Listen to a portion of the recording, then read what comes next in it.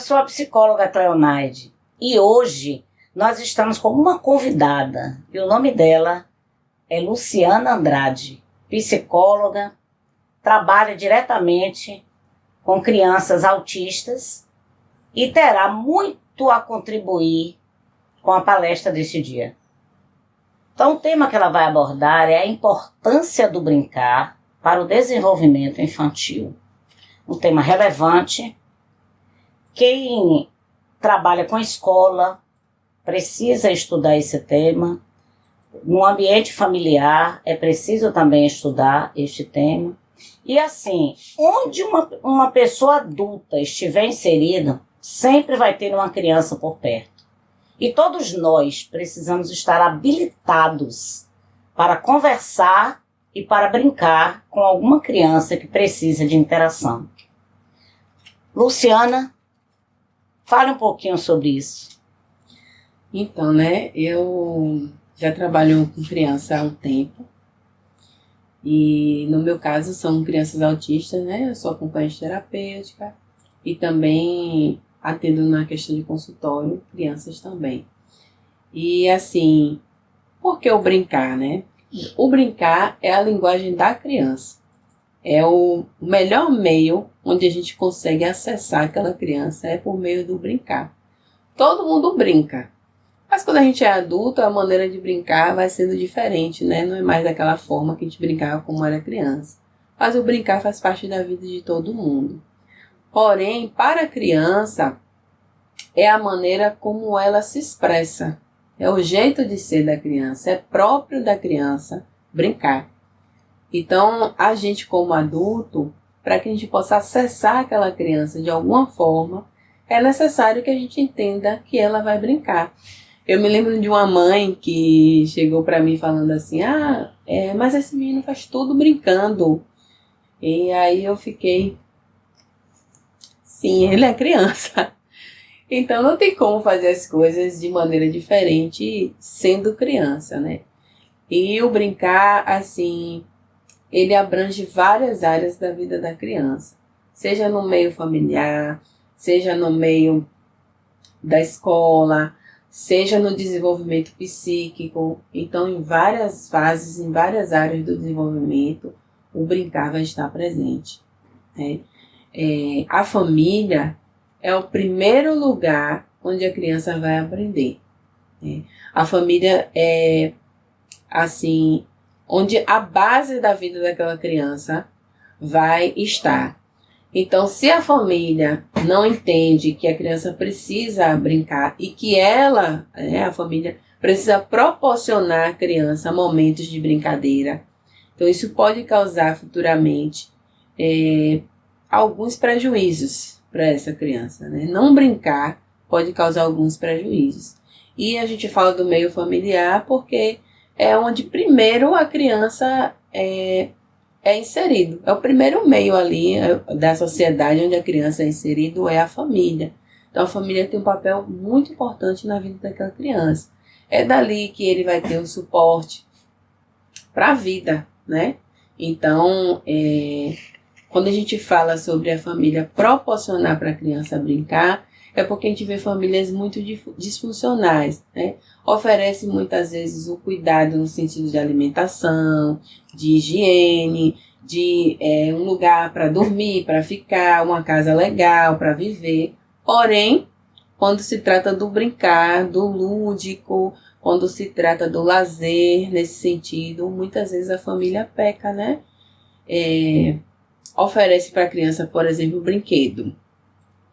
Por que o brinquedo é legal, mas o brinquedo não é tudo, O brinquedo, ele é uma ferramenta do brincar, mas não necessariamente para brincar a gente precisa de brinquedo.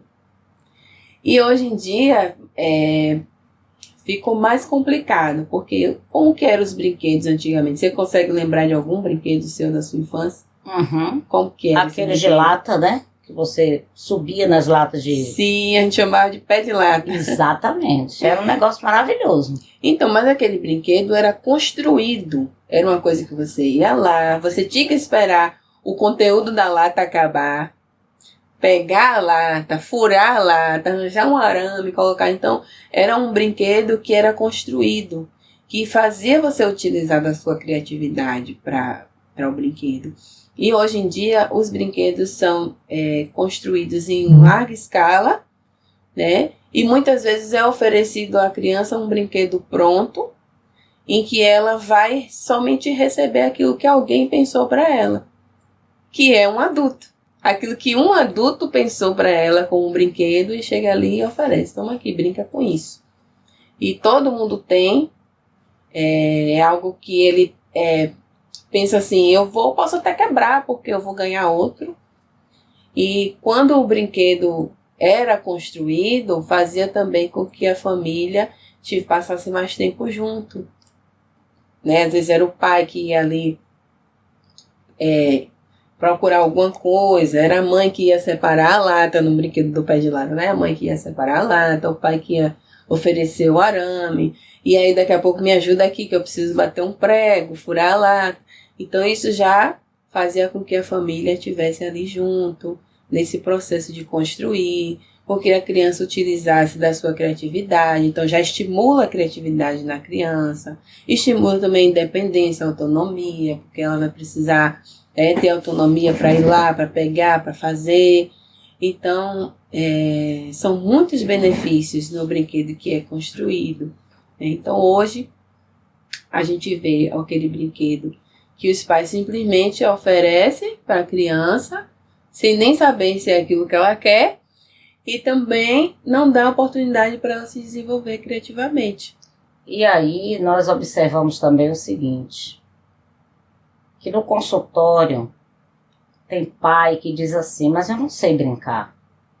Eu posso comprar alguma coisa para ele, mas eu não sei brincar. Como é que eu vou brincar se eu não sei? E é exatamente através do brincar que se estabelece as conexões. É exatamente você aprendendo o modo como o outro interage com o saber, com o conhecimento, com o mundo, que você vai ganhar desta criança a oportunidade de marcar a vida delas.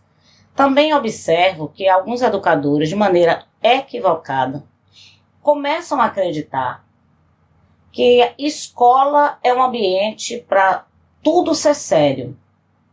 Vocês vão brincar em casa, porque aqui na escola, na hora que a gente está trabalhando os conteúdos, ninguém pode brincar, tudo tem que ser sério. Eu costumo dizer que a escola que não oferece para a criança o lúdico, né? Que diz, não, aqui precisa de disciplina, aqui precisa de seriedade, então essa escola não foi feita para a criança.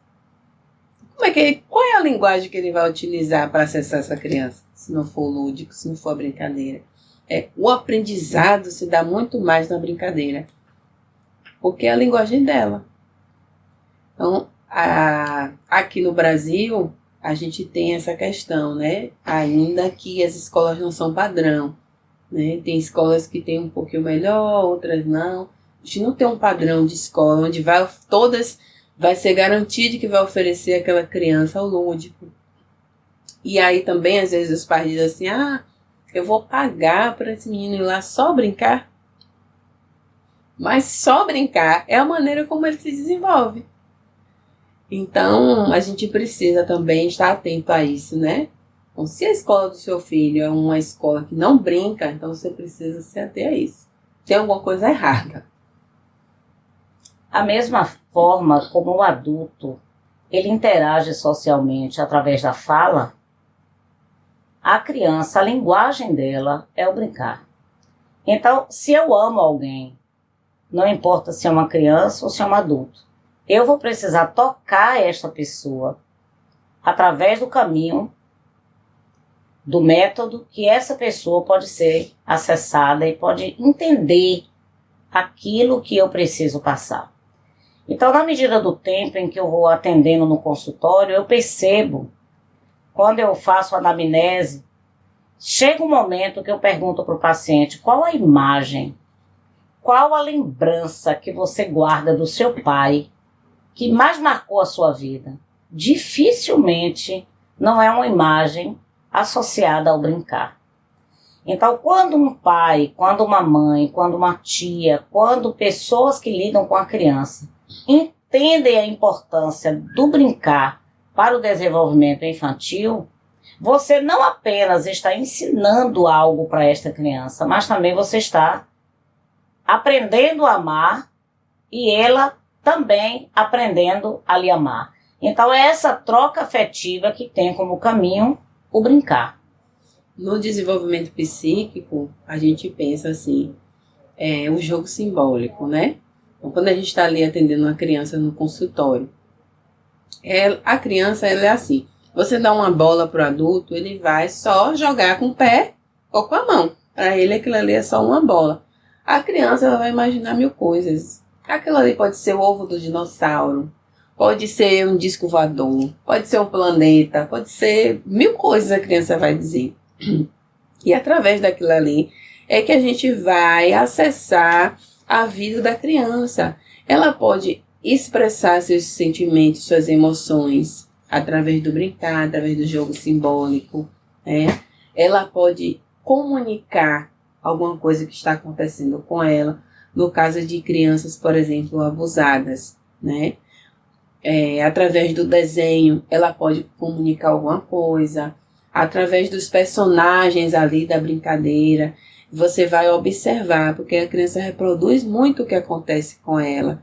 Então, se ela começa a reproduzir com os brinquedos, com os bonecos, com os objetos da casa, ela começa a brincar de maneira diferente, a gente começa a observar no consultório o que essa criança quer comunicar com esse comportamento, com essa brincadeira, onde foi que ela viu isso, o que ela está passando, né? E a gente vai tentando ali junto com ela entender quais são suas emoções, quais são, né? Quais são suas expectativas e vai ensinando também, né? Como que ela deve se comportar e tal. Eu me lembro de um caso de um menininho que ele tinha um boneco e o boneco dele estava em casa e quando ele chegou na escola tinha um menino, outra criança com um boneco igualzinho ao dele. E aí ele foi lá, falou com essa criança, disse, olha, me dá meu boneco, é meu. E aí o menino falou, não, esse aqui é o meu, eu trouxe da minha casa. E foi toda aquela coisa para explicar para ele. Aí ele, numa tentativa de pegar o que era dele, foi lá e bateu no coleguinha. Nesse momento, né, ficou todo mundo tentando, como pode, chamar a mãe, porque bateu, porque não sei o quê. Só que a gente precisa entender, né, que essa criança queria comunicar alguma coisa ali, ele bateu porque ele estava reivindicando o direito dele do boneco. Então, no consultório, como que a gente vai trabalhar com essa criança, né? Qual seria a outra maneira que você poderia falar com seu colega, ao invés de bater, né? Como que você poderia pedir para ele o boneco? E aí essa criança vai, né, trabalhando ali as suas relações sociais, vai trabalhando seu modo de ser inserido na sociedade, porque tem coisas que de fato não são aceitas, né? Violência, por exemplo. Ele usou da violência para comunicar alguma coisa. E aí ele entendeu que quando ele chegou em casa, o boneco dele estava lá. Mas precisa de adultos que estejam ali emocionalmente estáveis para entender aquela criança. Então, isso ele chegou no consultório e comunicou através da brincadeira, né? Estava brincando aí. Lembrou desse dia que ele bateu no coleguinha. Eu bati porque eu queria meu boneco. Então, através da brincadeira foi que ele comunicou. Então, a gente precisa estar atento a isso. Não simplesmente dizer, você não pode bater. Isso é feio. Mas é ali brincando com ela. Qual que seria a maneira que você pode falar com seu colega?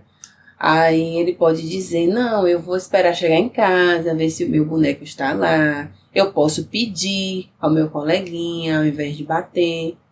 Então, o brincar, ele na verdade, facilita a nossa vida com a criança, né? Sim. Se a gente bem soubesse, brincaria mais, para que a gente pudesse ensinar mais e que a gente pudesse também extrair dessa criança quais que são as suas dores, quais são os seus interesses, quais são as suas emoções, porque ela não está preparada para expressar isso através da fala. Ela não sabe, muitas vezes, ela não tem nenhum repertório verbal, uma criança muito pequenininha. Ela não tem um repertório verbal para explicar o que ela está sentindo, né? Então, quando você vai brincando ali, ela vai entendendo o que é e como que ela pode se comportar para substituir aqueles comportamentos disruptivos, muitas vezes. E é também importante considerar que, às vezes, os pais levam uma criança para um consultório para ser acompanhado por uma psicóloga, um psicólogo, e depois ela comenta assim: eu estou levando a criança só para brincar. Quer dizer, é como se tivesse que brincar, a criança brincaria em casa e não precisava pagar um psicólogo e tal. Bem, isso é a falta de esclarecimento. Porque toda brincadeira no ambiente em que há um psicólogo cuidando daquela criança, existe um planejamento em cima daquilo que a criança traz como sofrimento, através dos desenhos, né, através do brincar. Então, nada que é feito no consultório é feito sem finalidade. Ela não vai programar tudo, mas tudo que aparece passa a ser objeto de um olhar mais sistemático e mais cuidadoso. Então, esse tema é um tema importante para os pais, porque os pais eles vão precisar desenvolver essa habilidade cada vez mais. É de extrema importância para o educador, porque o educador ele precisa estar com um olhar treinado sobre a importância do brincar.